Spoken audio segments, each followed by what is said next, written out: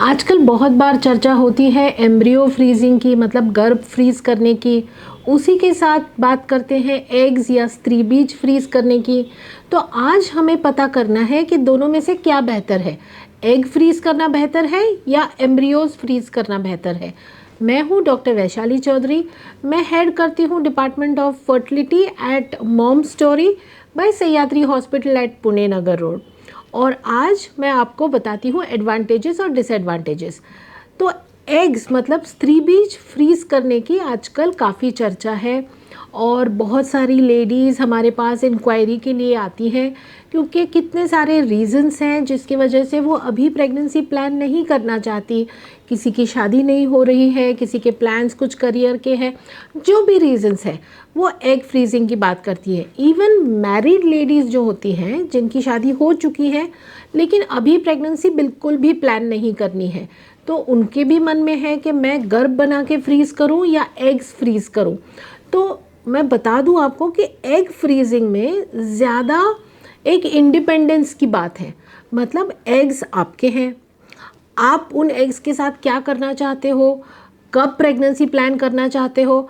आजकल तो डिवोर्स का प्रमाण भी बहुत ज़्यादा हो रहा है, तो कभी कभी गर्भ फ्रीज तो कर लेते हैं लेकिन शादी ही नहीं टिकी है, तो फिर उसके बाद लीगल कॉम्प्लिकेशंस कि वो गर्भ कौन हैंडल करेगा, तो वो गर्भ चाहिए नहीं होते in spite of being good embryos. तो इन सारे कॉम्प्लिकेशन से अगर बचना है तो आप एग फ्रीजिंग की बात सोच सकते हो। और जितना आप जल्दी करोगे, even in your 20s that is better. 35 के बाद मतलब फ्रीज तो कर सकते हैं लेकिन उससे इतना रिजल्ट नहीं आता है। और रही बात क्या ज़्यादा स्टेबल है, मतलब एम्ब्रियोज ज़्यादा फ्रीजिंग टॉलरेट कर सकते हैं। एम्ब्रियोज का सक्सेस रेट उन एम्ब्रियोज को वापस मिलाने का आफ्टर फ्रीजिंग ज़्यादा है। एग्स थोड़े से फ्रेजाइल होते हैं, थोड़े डेलिकेट होते हैं, तो अगर हमने मानो 20 एग्स फ्रीज़ किए तो बाद में जब हमको ये एग्स चाहिए बेबी बनाने के लिए तब सारे ही 20 एग्स हमको वापस नहीं मिल सकते, कुछ डिस्ट्रॉय भी हो जाते हैं। जैसे मैंने कहा एग्स थोड़े से नाजुक होते हैं, थोड़े डेलिकेट होते हैं, इसलिए सारे के सारे वापस नहीं मिल सकते हैं। और एक बात मैं सबको बताऊं कि जब भी आप एग्स फ्रीज करते हो तो ये प्रेडिक्शन नहीं है कि आपको प्रेगनेंसी का कितना पॉसिबिलिटी है, बिकॉज बच्चा जो बनता है, एम्ब्रियो जो बनता है वो स्पर्म से भी बनता है। अब आपके पार्टनर के स्पर्म्स कितने अच्छे हैं ये डिसाइड करेगा कि आपके एम्ब्रियोज भी कितने अच्छे होने वाले हैं।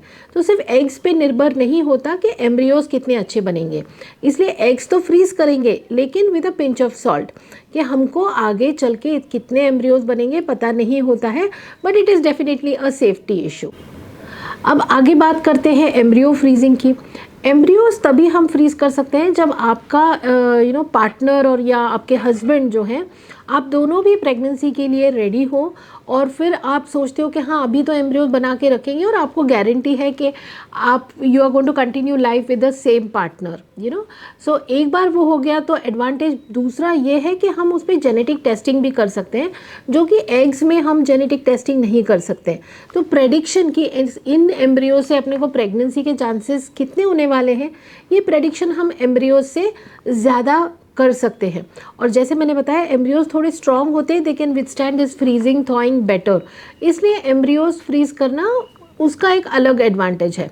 बट ये तो आपके ऊपर है कि आप एग्स फ्रीज करो या एम्ब्रियोज फ्रीज करो। आप अगर यंग हो, अभी मैरिड नहीं हो, अभी मैरिड हो लेकिन पार्टनर के बारे में you want to take a little more chance, you want to be a little more independent about what to do with your eggs, you're not sure really, तो फिर आप एग्स फ्रीज़ करो।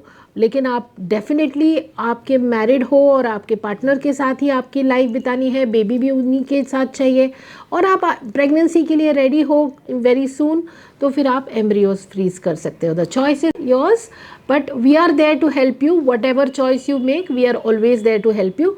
And for more information, do visit Mom Story. We are all there to help you.